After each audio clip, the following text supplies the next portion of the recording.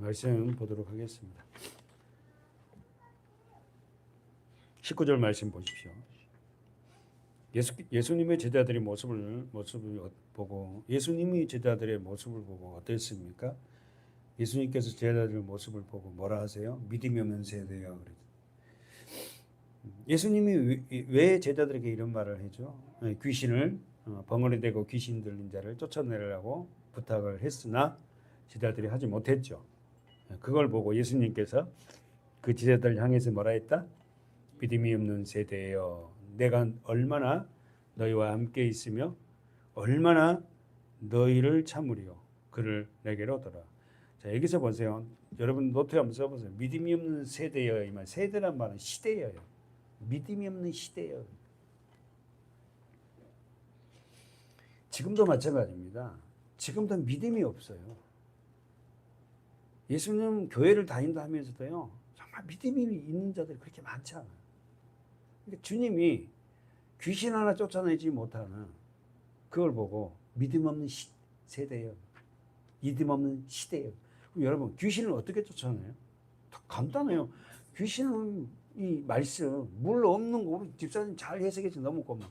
귀신은 물 없는 곳을 다니거든요. 말씀이 없는 곳을 다닌다니까. 그러니까 우리가 지금 이 말씀을 지금 보고 있잖아요. 공부하고 있잖아요. 먹고 있잖아요. 여러분의 말씀이, 여러분 심령의 말씀이 지금 차고 있지 않습니까? 절대 악한 귀신이 우리 안에 들을 수가 없다니까. 그러니까 무슨 뭐 귀신도 무서울 것도 아니야. 꾸준히 우리 예배 있잖아요. 예배만 충실하게 잘 듣고 이 말씀을 차근차근 먹는다는 거, 이해된다는 거 아니겠습니까? 어르신도 못하지. 근데 예배 시간에 예배도 안 드리고 말씀도 안 듣고 이러면요, 평생 교회 다녀도요 여전히 귀신이 그 안에 거예요. 덜랑덜랑 한다고. 절대 여러분 말씀이 들어오면 자기가 왕돼서 할 수 없죠. 다시 한번 정리하면 믿음이 없는 세대, 노트 써보세요. 세대여, 이 말은 시대예요. 자, 믿음. 첫 번째, 제자들의 믿음을 한탄했다. 두 번째, 서기관들의 믿음을 한탄했고, 다시 말해서 율법학자들의 믿음을 한탄했고, 세 번째, 아담 안에서 태어난 죄를 상속받은 모든 자들은 믿음이 없어요. 그걸 한탄한 거예요. 그럼 여러분 지금 쓰고 계시지만, 그럼 믿음이 언제 생기는 거야? 지금 이 베드로나 제자들이 지금 믿음이 없잖아요. 지금 지난주도 설교했잖아요. 이 제자들이 언제 완전히 믿음의 사람으로 바꿔져요? 귀신도 쫓아내고 안진뱅이 일으키고 막 그러잖아요. 사도행전 3장에 가보면 베드로가 어떻게 성전 미문에 앉아있는 그 안진뱅이 일으키 세우잖아요. 그래서 안진뱅이가 뭐예요? 베드로가 예배 드리러 예루살렘 성전 들어가는데 돈 달라 하잖아. 그러니까 여전히 안진뱅이는 돈만 달라는 거야. 신앙에도 여전히 안진뱅이들 신앙이들 있잖아요. 자기 스스로 하지도 못해. 누가 교회 나와라, 왜 안 나왔냐, 뭐 어떻게 됐냐. 그런 자들이 다 안진뱅이야, 안진뱅이. 말씀 속에 들어오지 않고 참 미문에 걸터 앉아있고 있고. 그 맨날 구걸해. 기도도 맨날 뭐 달라고. 이것 달라 저것 달라 하는 그런 안진뱅이를 이렇게 세우잖아. 네가 원하는 건 은과 금은 내게 없다. 그러나 내가 있는 것으로 내게 주노니 나사렛 예수 이름으로 이러는 명하는 일어나? 잘 알잖아요. 그러니까 베드로가 언제 바뀐 거예요? 성령이 임하. 그러니까 여러분, 저와 여러분 안에 성령이 임하지 않으면 우리는 절대로 어떻게요? 그 믿음을 회복할 수 없어요. 여러분, 어떤 것도 우리를 어떤 몇 대 신앙이 있다, 이것 가지고 우리가요 믿음이 있는 게 아니야. 그거 이야기하는 거예요. 주님이 다시 한번 보세요. 믿음 없는 세대요, 믿음 없는 시대요. 얼마나 내가 얼마나 너희와 함께 오래 있으며 얼마나 너희와 함께 너희를 가장 싫어하는 게 하나님, 예수님이 싫어하는 게 뭐다고? 믿음 없는 거예요. 그럼 거꾸로 뒤비면 예수님이 가장 기뻐하는 게 뭐다? 믿음. 그러니까 바요나 시몬아, 네가 복이 있도다. 막 그러면서 시몬을 막 칭찬하잖아. 네가 예수가 내가 누군지를 고백한 네가 한 거 아니야. 하나님이 너에게 은혜를 부어서 네가 주는 그리스도요, 살아계신 하나님의 아들입니다 고백하잖아요. 여러분, 우리가 진짜 예수님이 누군지를 아는 거예요. 내가 하는 게 아니야.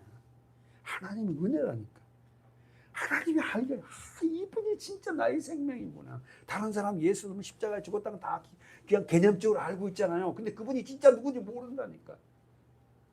몰라요. 그냥 개념적으로는 알지. 모르자는 분 있어. 지옥이 있다는 것도 다 알아요. 근데 그 지옥이 실제적으로 있다는가? 믿지 않으니까 그런 거야. 천국 가봐야 안 돼. 다시 한번 정리해 보세요. 믿음이 없는 세대예요.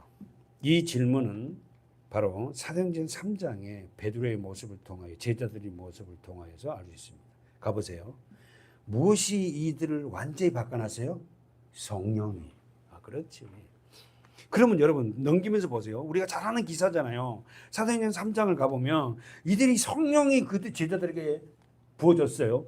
그러면 우리 알잖아요. 성령이 제자들에게 어떻게 부어졌죠? 예수님의 십자가 부활을 통하여 부어진 거예요. 그 여러분이 막 주님 내게 성령을 주십시오, 성령을 주십시오, 막 이렇게 하고 성령이 오는 게 아니야.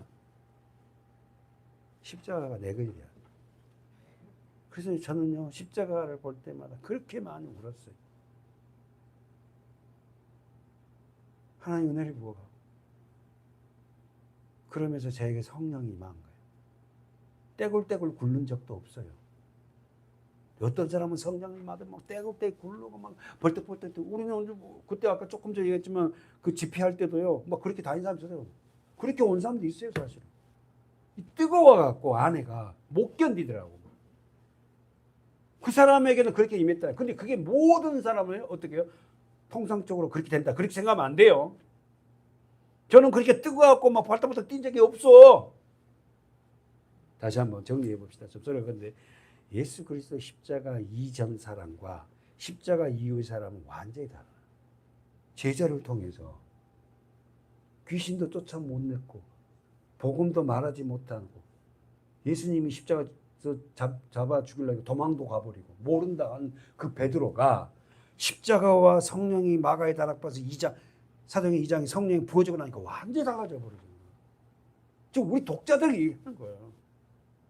성령이 너에게 부어지면 너희가 권능을 받고 사마리아 어떻게 합니까? 예루살렘과 유대와 사마리아와 땅 끝까지 이르러 성령이 너에게 임하면 이런 증인이 된다는 거야. 여러분 개념적이 아니라 이게 이해됩니까? 베드로가 완전히 달라집니다. 성령이 임하니까. 언제 성령이 왜 어떻게 해서 임해요? 십자가를 통과해야 성령이 임해요. 잘 생각해야 돼요. 십자가 통과하지 않은 성도들은 가짜 성령일지도 몰라. 십자가는 뭔데요? 내가 주인 되었던 것을 내려놓은 거 아니에요. 그렇지 않습니까? 십자가를 만난 자들은 내 삶의 주인이 내가 아니에요. 하나님이 내 삶의 주인이라고 자꾸만 밀어내는 거야. 내가 또 내 마음대로 생각을 하고 내 마음대로 행하네. 이거 아니지 하고 자꾸만 하나님 앞에 토스하는 거야. 그러면서 그러다 보니까 말씀을 먹다 보니까 이게 잘하죠. 그래서 이제는 진짜 십자가의 삶을 알게 되고 내 삶 속에서 예수의 향기와 빛이 나타난 거예요. 그래서 가장 잘하는 게 내 가족들이에요. 내 가족들. 우리 아빠가 우리 엄마가 예전과 다르다는 걸 알아요. 읽어볼까요? 왔으니까 사도행전 3장 16절만 읽어봅시다. 사도행전 3장은 누구 설교죠? 베드로 설교예요. 2장부터 시작해서 설교가 쭉 나오잖아요. 사도행전 3장에 안진뱅이 일으키지 않습니까? 그죠? 2장에서는 무슨 일이 벌어졌어요? 조은성 집사님. 2장에 무슨 일이 벌어졌어요? 성령이 임했단 말이에요. 그죠? 50일째 예수님이 승천한 50일 성령이 임했고 그러면서 어떻게 합니까? 방언을 하고 난리가 났어요. 그리고는 어떻게 합니까? 이제 베드로가 설교를 하고 완전히 다른 사람이 되어버렸어요. 그러니까 지금 설명했대. 십자가를 통과하고 그 십자가를 통해 성령이 부어지니까 완전히 사람이 변화됐어요. 그래서 어떻게 합니까? 3장이 와서 뭡니까? 성전에 기도 시간에 성전에 올라가서 누구를 만나요? 2절에 보세요. 시작. 나면서 안진병이 된 자를 사람들요. 자, 언더라인 쳐보세요. 나면서 안진병이를 만나요. 이 사람 뭔 사람이에요? 구걸하려고.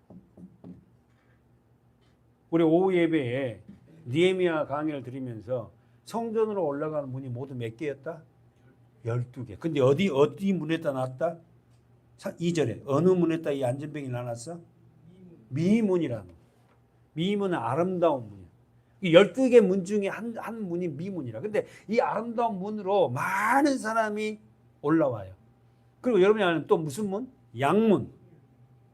또 북문이 있었잖아. 성전에 있는 화장실에 배설문을 밑으로 버릴 때 내려가는 문. 그쪽은 북쪽에 있는 쪽이야. 에스겔 골짜기 있는 그쪽으로 내려가서 걷다가 비우거든. 쓰레기 태우는 곳이 있어요. 장제가 그 미문에 앉아 있었어요. 근데 그 애가 뭐라고 했다? 이제 안전뱅이가 돈을 구하죠. 그래서 이렇게 세웁니다. 그때 16절 한번 읽어보세요. 한 절만. 3장 16절 시작. 그 이름을 믿음으로 그 이름이 이 사람을 안전뱅이를 성하게 하였나니 예수로 말미암아 난 믿음이 너희 모든 사람 앞에서 이같이 뭐했다? 완전히 나게. 여러분 저보지 말고 16절 보세요. 지금 다 안 읽었어요. 자, 베드로 설교 중에 안전뱅이 일으키고 나서 이제 베드로가 설교를 하는데 그 이름을 믿음으로. 그 이름이 누구냐? 예수. 그렇지. 그러니까 여러분 성경에서 누구를 배우냐면 예수가 누군가를 배우는 거야. 예수가 누군가. 그 이름을 믿음으로, 예수의 이름을 믿음으로 그 이름이 너희 보고 아는 이 사람 뭡니까? 안전뱅이 성전 미문에 앉아서 늘 구걸했던 사람, 이 사람을 올바르게 성하게 하게 낫게 했다. 그러면서 자 언더라인 치세요. 예수로 말미암아 난 믿음. 동그라미 쳐봐. 예수로 말미암아 난 믿음. 믿음으로 시발점이 뭐냐면 예수예요. 예수가 뭔데? 말씀이잖아요. 아멘이세요? 예수가 뭔데요? 그러니까 말씀이라니까. 말씀을 통해서 믿음이 자라요. 그래서 우리가 그렇게 말씀을 지금 계속해서 집중해서 먹는 거예요. 사도행전 3장 16절 그 이름을 믿음으로 그 이름이 너희 보고 있는 사람을 성하게 했다. 온전케 했다. 여러분은 예수 이름을 믿어요? 예수 이름이 정말 여러분을 온전케 하고 계세요? 예, 그렇습니다. 그 예수, 그 말씀. 그리고는 뭐랍니까? 예수로 말미암아 난 온통 다 예수야. 예수로 말미암아 난 믿음. 예? 믿음도 누구로 났다고? 예수가 누군데? 말씀이잖아요. 하나님이잖아요. 이 믿음이 세상을 이긴다니까. 예. 어떤 것이 이기는가? 이 믿음이, 예수로 난 믿음이. 그러면 예수로 난 믿음이 아닌 믿음도 있네? 무슨 믿음이요, 그거? 자기 의지로 나는 믿음이 있잖아. 자기 생각에 난 믿음. 그 믿음 갖고 절대 사람을 온전케 할 수, 자신도 온전케 될 수도 없고 상대를 살려내지도 못해요. 예수로 난 믿음. 다시 말 뭐예요? 말씀으로 난 믿음. 그래서 여러분, 저는 그렇게 확신해요. 여러분이 정말 이제 말씀을 보면서 말씀이 정말 꿀 같아. 예전에는 봤던 말씀이 이제 이제는 진짜 좀 이 말씀이 이제 보이고 말씀이 막 움직이는 거예요. 여러분이 보면서 이제. 어쨌든 여러분 우리 오늘 본문 말씀을 이제 볼 건데요. 사랑하는 여러분, 한번 여러분 정리 한번 해볼까요? 사람은 하나님의 형상으로 지음을 받았습니다. 믿습니까? 아멘. 다시 한번. 아담은 하나님의 형상으로 지음을 받았어요. 다시 한번. 지금 예사롭지 않죠. 계속 반복하는 게. 아담은 하나님의 형상으로 지음받았기 때문에 아담은 하나님의 형상이 나타나야 돼. 진짜 아멘에서 감사해요. 아니, 우리가 아담은 하나님의 형상으로 지음을 받았기 때문에 그 하나님의 형상이 아담에게 나타나야 돼. 여러분과 저에게 그 아담의 형상이 나타나야 된다니까. 하나님의 형상이 나타나야 된다니까. 그 형상이 뭔데? 하나님의 형상이 뭔데? 사랑이에요, 사랑. 그래서 여러분, 아담 안에 범죄한 사람도요, 다 육신적인 그 사랑을 하게 돼요. 하나님이 원하는 그 사랑 아니지만 다 사랑합니다. 자식도요, 그 육신적으로도 어쨌든 간에 사랑 엄청 하잖아요. 하나님의 사랑과 상관없어도 육신적인 사랑을 해야만이 인간은 행복해요. 그걸 안 하면 인간은 절대 행복하지 않습니다. 근데 그 사랑하다가 진정한 영적인 사랑이 딱 부닥치면요, 말할 수 없는 그 엄청난 에너지가 발생해요. 어마어마한 에너지가 발생해요.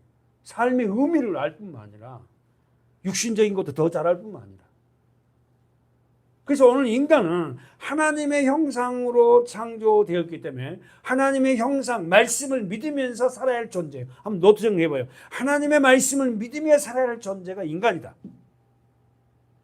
하나님의 말씀을 믿으며 살아가야 할 존재가 인간이에요. 그러면 이 말을 써면 들어봐요. 이 말을 거꾸로 하면 하나님의 말씀으로 살아갈 존재는 인간이 아니다는 거예요. 동물적인 거예요. 그래서 그렇게 양육강식을 합니다. 근데 본인들은 자기들이 그런 존재인지를 모르고 살지. 저도 그렇게 살았어요.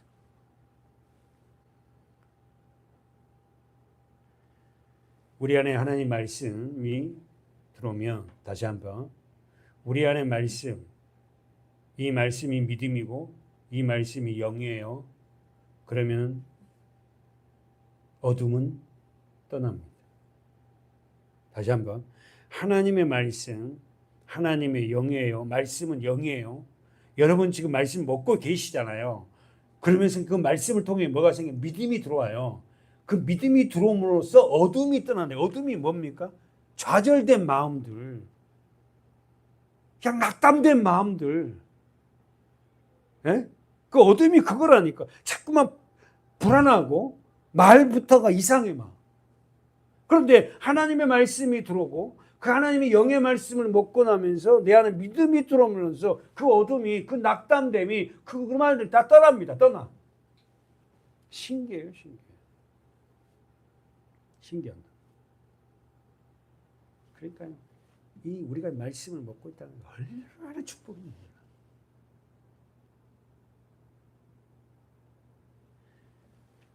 찬송가 여러분, 찬송가 한번 찾아보세요. 찬송가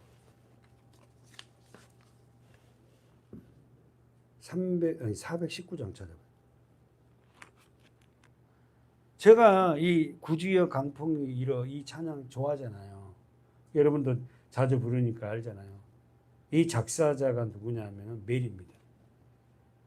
작사자가 메리 옆에 좌측 우에 보이세요?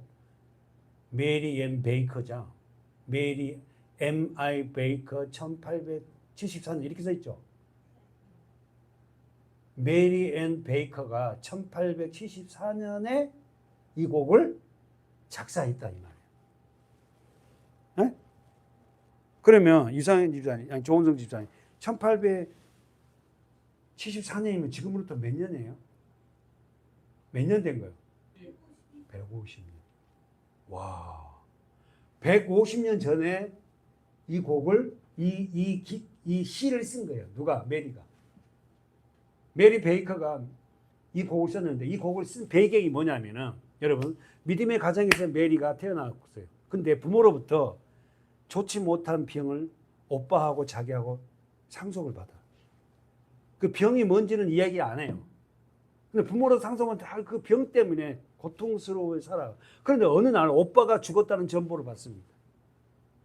그러니까 여러분 엄마 아빠도 목회자고 아빠가 목회자고 목회자 가정이고 자기들도 그렇게 어릴 때부터 모태신앙으로 잘 자라서 예수님을 사랑하는 가정인데 그런데 왜 이런 병이 우리에게 왔냐는 거예요. 그리고는 그 오빠는 그 병으로 인해 가지고 죽어요. 그 소식을 전부를 듣고 메리가 시험을 당합니다.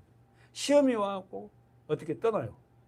그래서 그냥 하나님이 정말 살아계신다면 이렇게 착한 우리 오빠를 왜 데려가냐. 그리고 왜 이런 병을 우리에게 주었냐고. 그러다가 그는 정면으로 하나님을 만나요. 만나고 나서 지은 시가 이 곡이에요. 구주여 강풍이 일어 큰 물결이 뛰노.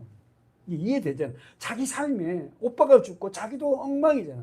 그러면서 온 하늘이 어둠에 쌓여 피할 곳을 모르니 우리가 죽게 된 것을 안 돌아봅니까?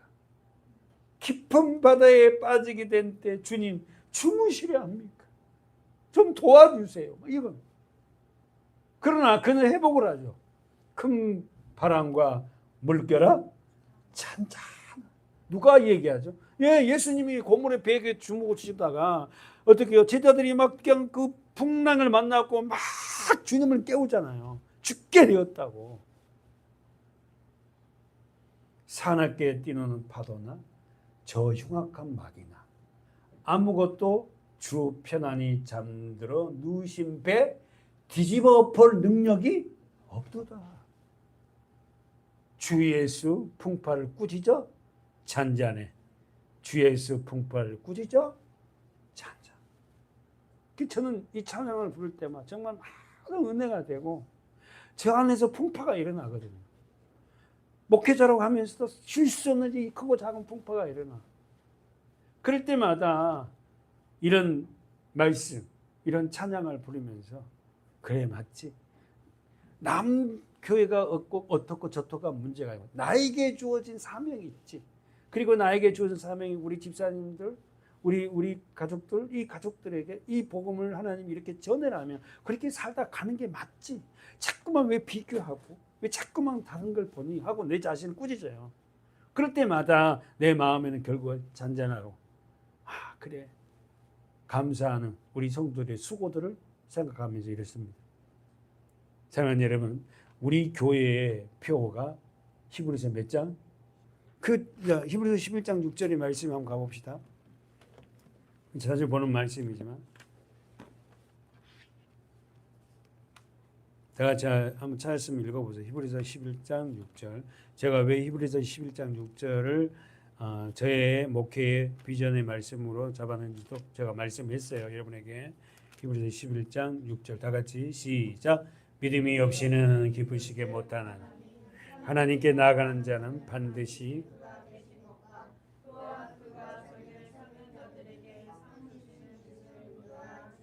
여기서 믿음이 없이는 기쁘시게 못하나니 이 믿음이 뭐야? 말씀 또 예수 또 하나님. 다시 한번 믿음이 없이는 기쁘시게 못하나니 이 말은 믿음이 뭐예요? 말씀이에요. 예수입니다. 하나님이세요. 하나님은 믿음으로 그분을 인지할 수 있지. 내가 하나님을 안 되는 거예요. 믿음이 없이는 기쁘시게 못하나니 이 말은 뭐예요? 하나님을 기쁘시게 한 유일한 길은 뭐다? 믿음인데 더 구체적으로 하나님을 기쁘시게 한 유일한 길은 뭐다? 그렇지. 말씀 또 예수 또 하나님. 다시 한번 믿음이 없이는 기쁘시게 못하나니 그랬어요. 하나님을 기쁘시게 한 유일한 길은 뭐다? 말씀이고 예수다. 그 여러분에게 한번 물어보세요. 나는 하나님을 기쁘시게 하는가? 나는 말씀이 있는가? 나는 예수가 누군지 정확하게 알고 있는가? 정확하게 알지도 못하면서 믿음이 없이 하나님 기쁘시게 못하나니 하나님께는 이렇게 중얼중얼하고 중언부언하고 있지 않은가? 여러분 자신에게 물어봐요. 나는 정말 하나님을 기쁘시게 하고 있는 그런 믿음이 있는가? 예수가 누군지를 정확하게 아는가? 정말 말씀이 내 안에서 지금 정말 차고 있는가? 그 말씀을 사랑하고 있는가? 그 말씀이 정말 나에게 최대의 가치가 됐는가? 더 말씀을 알고 싶어도 나는 이 말씀을 갖다 집중하고 있는가? 자신들에게 물어봐야 돼요. 하나님을 기쁘시게 한 유일한 길은 말씀이고 예수예요. 여러분이 헌금을 한다 해서 하나님 기뻐하는 거 아니야. 여러분이 어떤 일을 하는 게 기뻐하는 게 아니라고. 그 하나님을 믿는 누군지를 아는 그 믿음 안에서 우리가 헌금을 하고 우리가 봉사를 하고 우리가 전도를 하고 우리가 예배를 드리는 그때 하나님이 그 예배 받으시고 그 예물 받으시고 그 기도 받으시는 거예요.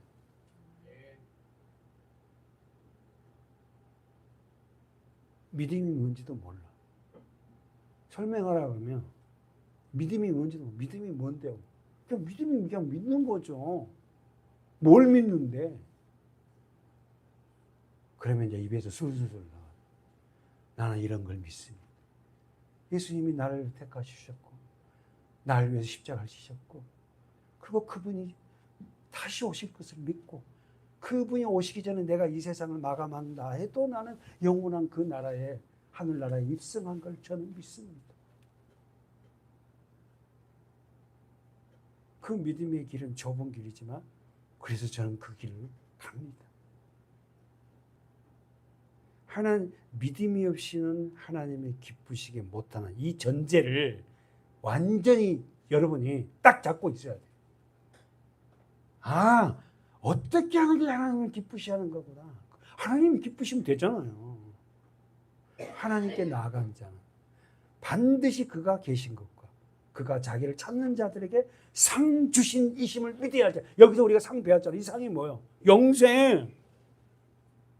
믿음으로 사니까 하나님이 막 이것도 주고 든단다 이런 말이 아니에요. 이 상은 영원한 영생, 하나님의 생명.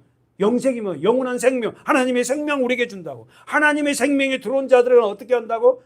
사랑하고, 하나님을 사랑하고, 자신을 사랑하고, 말씀을 사랑하고, 그리고 내 아내, 내 남편, 내 자녀들을 진짜 사랑하고, 그리고 그 사랑을 알지 못한 예수 밖에 있는 사람들이 불쌍히 여기고 긍휼히 여긴다고.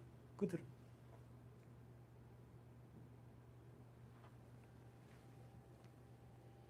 요한일서 5장에 가면, 요한일서 누가 쓴 책이에요? 하나님이 썼어요. 누굴 통해 썼어? 사도 요한. 사도 요한에 늘 하는 말은 뭐예요? 서로 사랑하라. 요한일서 5장 보세요.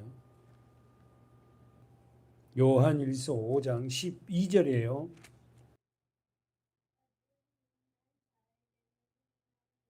예. 딱 정리했잖아요. 여러분 성령 생명이 없대요. 그러니까 생명이 있는 자가 있고 생명이 없는 자가 있는데 아들이 있는 자에게는 영원한 생명이 있고 하나님의 아들이 없는 자에게는 생명이 없어요. 여러분 하나님의 아들의 생명이 있습니까? 아멘. 있지 않습니까? 우리는 그것 때문에 우리가 이런 고통을 당하고 이 더운 날에도 말씀 들고 예배하고 우리의 마음을 들여서 살아가는 거 아니에요. 하나님의 생명이 나 안에 있다니까. 그래서 그 말씀이 내게 있다는 거예요. 내 안에 있는 그 말씀이 나에게 생명을 일으키고 영원한 그 생명을 소유하게 됐다니까. 하나님의 아들이 없는 자에게는 뭐가 없다? 생명이 없어요. 생명 없습니다. 불쌍하잖아요. 육신의 생명은 있지. 그 영원한 생명이 없다니까. 예수예요. 모든 것이 예수로 결론납니다. 처음부터 끝까지가 예수입니다. 그래서 제가 말했죠, 여러분에게. 구약 성경을 보든 어디를 보든 전부 다 예수의 안경을 쓰는, 더 구체적으로 십자가 안경, 예수의 안경을. 그 밑에 보세요. 다 같이 여러분 읽어보세요.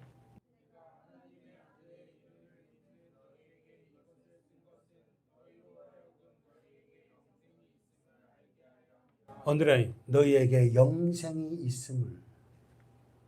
사랑하는 여러분, 우리들에게 영생이 있습니다.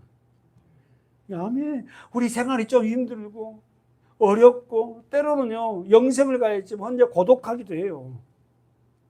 응? 내가 하나님의 아들의 이름을 믿는, 여러분 하나님의 아들의 이름이 누구예요? 예수잖아. 여러분 예수님을 믿어요? 네. 하나님의 아들을 믿는 너희에게 이것을 쓴다. 다시 말해서 하나님의 아들을 믿는 자들이 성경을 읽을 수 있다니까.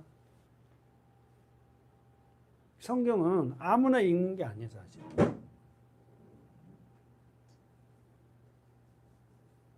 왔으니까 한 번 더 봐요. 5장 20절 보세요.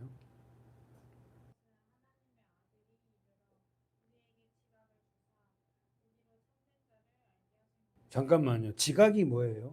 말씀 읽는데 잘라 죄송한데 또 아는 것은 하나님의 아들이 이르러 우리에게, 하나님 예수님이 우리에게 지각을 주사 그랬거든요. 지각이 뭐예요? 우리 지각을 주사 우리로 참된 자를 알게 하신 것과, 여기서 참된 자는 누구죠?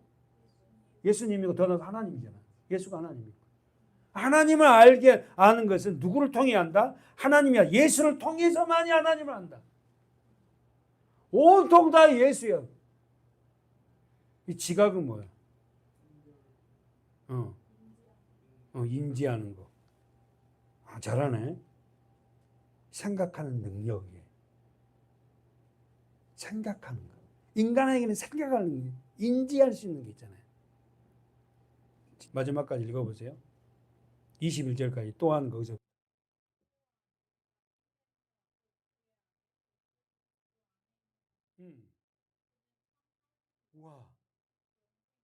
그러면서 예, 20절 하반절에 정말 보세요. 그는 누구죠? 우리가 참된 자, 진리된 자, 곧 그의 아들 누구다? 예수. 예수 그리스도 안에 있는 것이니 우리는 예수 안에 있는 거예요. 말씀 안에 있는 거예요. 진리 안에 있는 거예요. 그래서 그는 왜 우리가 있냐면 그는 참 하나님이 돼. 누가? 예수가. 여러분 예수님은 참 하나님이세요. 성자 하나님. 그리고 그분이 뭐다? 영생. 영원한 생명을 가지시오. 다 같이 읽어보세요. 21절 다 같이 시작. 자녀들아 너희 자신을 지켜 우상에서 멀리하라. 아멘. 자녀들아 너희 자신을 지키래. 여러분 자신을 여러분이 지키라는 거야.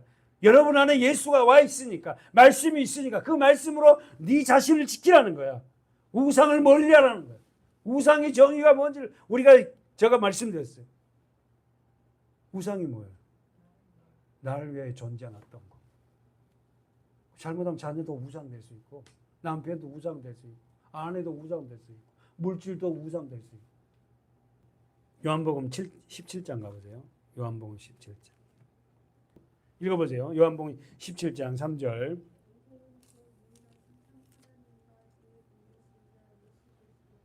할렐루야. 영생은 예수 그리스도가 누군지를 아는 거다. 그러면 영생을 집사님이 소유했다면 예수가 누군지를 알고 있다는 거야. 예수님은 알고 있잖아요, 집사님. 예수가 누군지를. 그분은 하나님의 아들이고 그분은 나를 위해 십자가를 죽으시고 부활하셨고 그분을 통해 성령이 와 있고 예수가 누군지 알잖아요. 안다는 건 뭐 영생이 내 안에 있다는 거지. 영원한 생명을 소유했다는 거지. 그래서 내가 어떻게 언제 내 생명이 거둬가더라도 나는 영원한 생명을 소유한 자이기 때문에 그 죽음 앞에서도 당당할 수 있다. 물론 두렵겠지만 하나님 나를 끝까지 구원해 주신 그 하나님을 믿고 우리가 이 세상을 떠날 수 있다는 거죠. 근데 영생이 뭔지 모르는 건 뭐예요? 예수가 누군지 몰라요. 우리는 이 성경 신학을 통해 성경을 통하여서 예수가 누군지를 계속 공부하고 있는 거예요. 예수가 누군지를.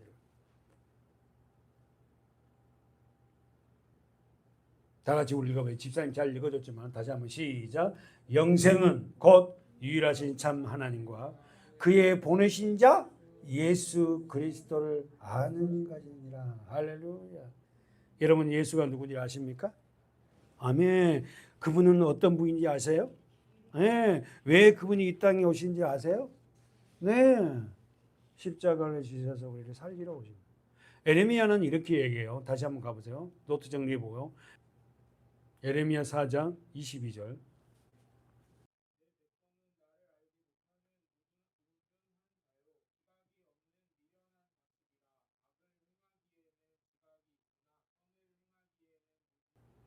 에레미야 4장 지금 20일 읽었어요. 내 백성은 나를 알지 못하는 우준한 자다. 우준한 자란 말은 어리석은 자다 이 말이에요. 자, 내 백성은 누구야? 이스라엘이에요. 지금 에레미야가 이스라엘 백성들에게 얘기하는 거예요. 이스라엘이라는 이 백성은 어떻게 생긴 거야? 이스라엘이 누구예요? 야곱이잖아요. 그치요? 그러니까 존재가 하나님에 의해서 생긴 백성이 이스라엘이잖아요. 그죠? 근데 그 하나님 위에 생긴 백성이 하나님을 알지 못해. 내 백성은 나를 알지 못하는 우준한 자. 여러분, 우준한 자란 말은 어리석은 자예요. 하나님을 알지 못한 자는 어떤 자다?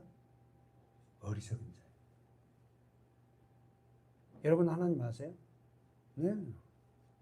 알잖아요. 하나님 흡족하게 해드리지 못해서 그렇지.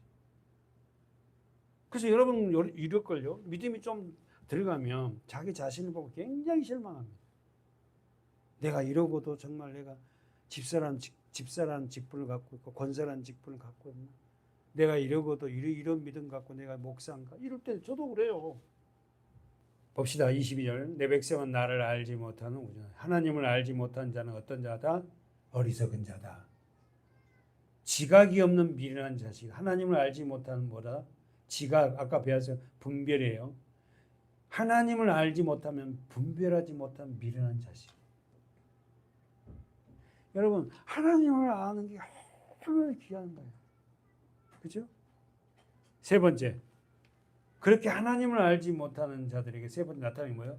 악을 행하기에는 지각이 있으나 선을 행하기에는 무지하여도다. 선의 최고의 가치는 예수입니다.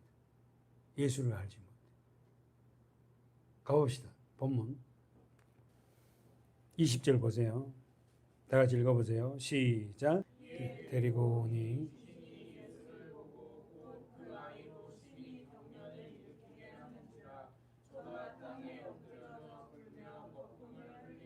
자, 여러분 써보세요. 노트장에서. 귀신이 예수를 보고 어떤 현상이 벌어집니까? 첫 번째. 귀신이 예수를 딱 봤어요. 그리고 나서 어떤 현상이 벌어져요? 그 아이로 심히 경련을 일으키게 합니다. 막 덜덜덜덜덜 떠는 거예요. 귀신이 예수를 보니까. 그러니까 예수를 안 보려고 그래. 눈을 안 맞추려고 그래. 자, 귀신이 예수를 보고 첫 번째 현상이 뭐냐면은 경련을 일으키게. 두 번째는 뭐예요? 예, 저가 땅에 엎어쳐버려요. 땅에. 세 번째 뭡니까? 굴며 그러죠. 뒹굴어. 따글따글 막 이렇게 굴고. 막 따글따글 막 땅에서 막 뒹굴어. 네 번째는 거품을. 거품. 이 어린아이의 귀신 들린 이 어린아이의 모습은 하나님을 떠난 모든 사람들을 대변하고 있어요. 얼마나 영적으로 그들은 거품을 흘리고 경련을 일으키고요. 예수 이야기만 하면 경련을 일으켜. 여러분 그런 경험 없어요? 예수님이 얘기하면 교회 얘기하면 경련을 일으키면서요. 막 그냥 막 예수 이야기하고 막 그런 사람들을 저는 종종 만나거든요. 한 번만 보고 우리 마칩시다. 자, 마가복음 1장을 보세요. 1장 21절에서 26절까지 시작. 저희가 가버나움에 들어가니라. 예수께서 곧 안식일에 회당에 들어가 뭐했다? 가르치심에 무사람이 그의 교훈에 놀라니 이는 그 가르치시는 것이 권세 있는 자와 같고 서기관들과 같지 아니함이로라. 마침 저희 회당에 더러운 귀신 들린 사람이 있어 소리 질러 가로되 나사렛 예수여 우리가 당신과 무슨 상관이 있나이까? 우리를 멸하러 왔나이까? 나는 당신이 누구인 줄 아노니 하나님의 거룩한 자이니이다. 예수께서 꾸짖어 가라사대 잠잠하고 그 사람에게서 나오라 하시니 더러운 귀신이 그 사람으로 경련을 일으키게 하고 큰 소리를 지르며 귀신들의 특징은 뭐다? 나올 때 경련을 일으키고 큰 소리를 지르고 난리를 치는.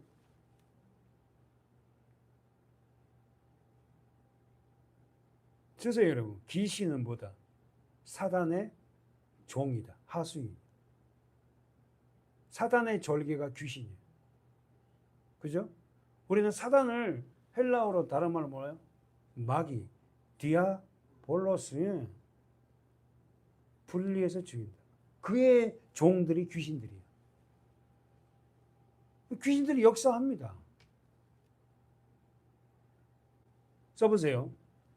귀신은 예수님의 말씀을 지독하기 싫어해요. 그러니까 여러분 말씀을 딱 던져보면 말씀을 들으려 하지 않고 말씀을 막 싫어하는 사람 있잖아요. 죄송하지만 그 세력에 붙잡혀 있는 거예요. 말씀에 집중 안 합니다. 굉장히 싫어해요. 그래서 말씀을 듣지 못하게 한다니까. 헛생각을 하게 하고 졸게 하고요. 내 안에 그런 악한 영이 있다는 거야. 첫째, 다시 한번 귀신은 예수님의 말씀을 지독히 싫어해요. 두 번째, 귀신은 어떻다? 수단과 방법을 가리지 않고 뭐한다? 예수님을 바라보는데 방해. 써보세요. 방해한다. 세 번째, 사단의 하수인 귀신은 눈을 세상 것으로 돌리기예요.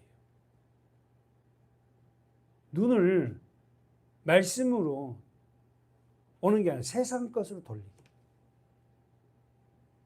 네 번째, 귀신은 분주한 삶을 만들어요. 그래서 사람들이 자꾸만 찾아오고 연락오고 막 분주하게 나를 만들어. 마지막입니다. 다섯 번째,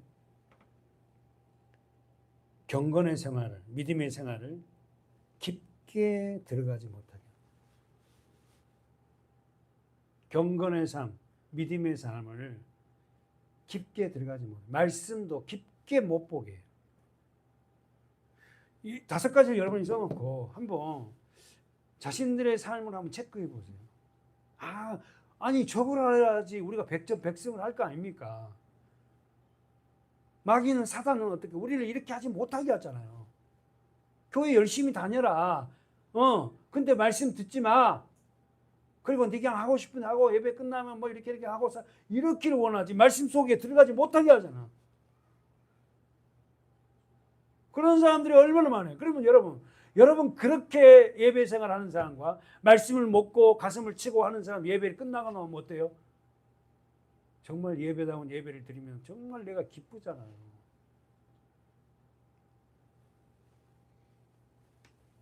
쓰세요. 한 번 더. 귀신은 육을 소유하지 못하기 때문에 써보세요. 시간과 공간에 지배를 당하지 않아요. 시간과 공간에, 지난주도 말씀드렸나? 지배를 당하지 않아.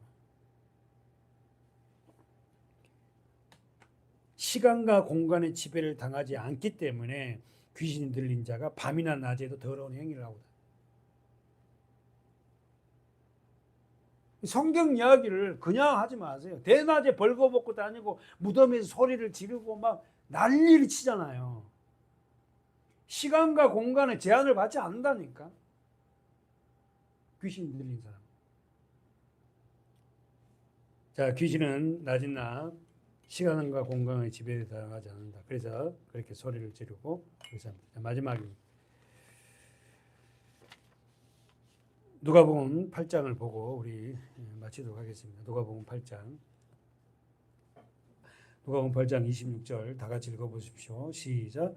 갈릴리 맞은편 거라사인의 땅에 이르러 육지에 내리시니 그 도시 사람으로서 귀신 들린 자 하나가 예수를 만나니 이 사람은 오래 옷을 입지 아니하며 집에 거하지도 아니하고 무덤사에 거하다. 이 사람이 거라사인 땅 광야 지역이에요. 거기는 공동묘지가 있는 곳이고. 근데 이 사람이 귀신 들렸어요. 근데 이 사람이 어떤 사람이라고? 도시 사람. 27절에 보세요.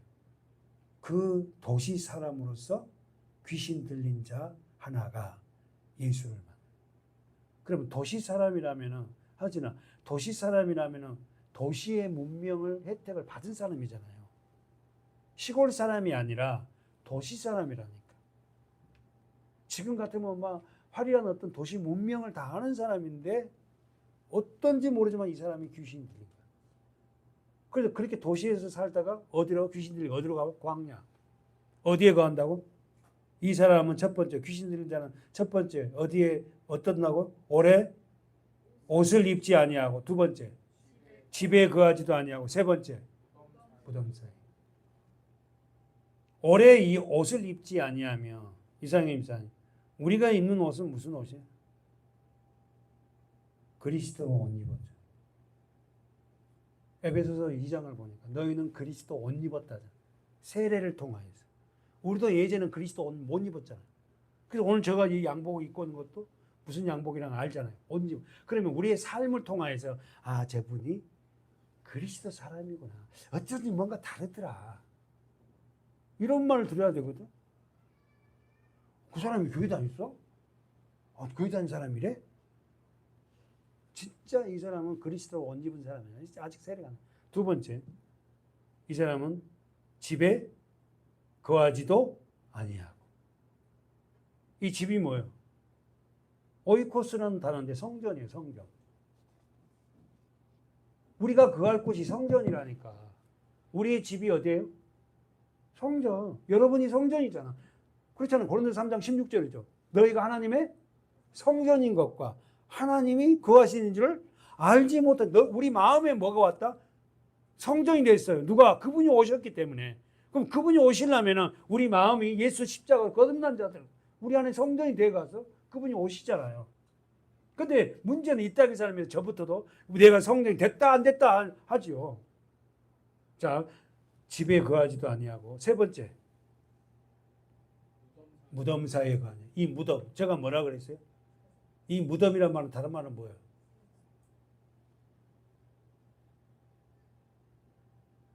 세상이 무덤이에요. 다시 여러분 조금만, 세상이 무덤이라니까. 그러니까 귀신 들린 자들은 세상이 그렇게 좋아요. 자기가 귀신 들린지 몰라. 사단의 종인지를 몰라.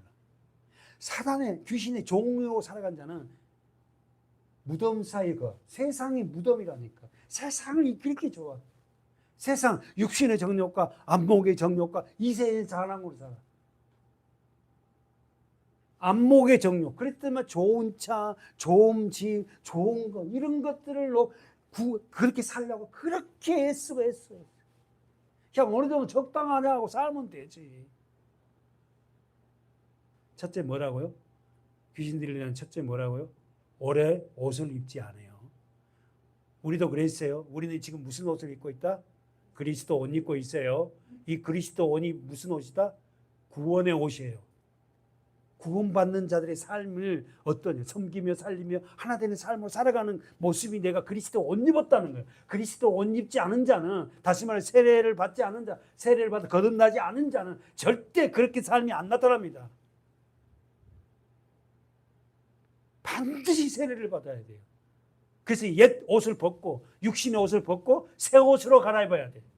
새 옷이 어떤 옷이에요? 그리스도 옷이에요. 구원의 옷. 여러분 지금 입고 있지 않습니까? 오늘도 지금 하나 걸쳤어요. 그런데 며칠 이 옷이 한 내일까지는 입고 있다 딱 벗잖아. 할렐루야. 어? 제발 좀 벗지 말고, 어? 좀 그 옷을 좀 더 두껍게 입고 주일날 좀 만납시다. 아멘. 그냥 해같이 빛난 모습으로 어머나 목사님 하고 뭐. 두 번째 뭐죠? 집에 거하지도 않냐. 우리 집이 어디요? 성전. 너희가 하나님의 성전이군. 세 번째 뭐다고요? 무덤 사이에. 이 무덤이 어디다? 세상. 세상이 그렇게 좋아. 기도합시다.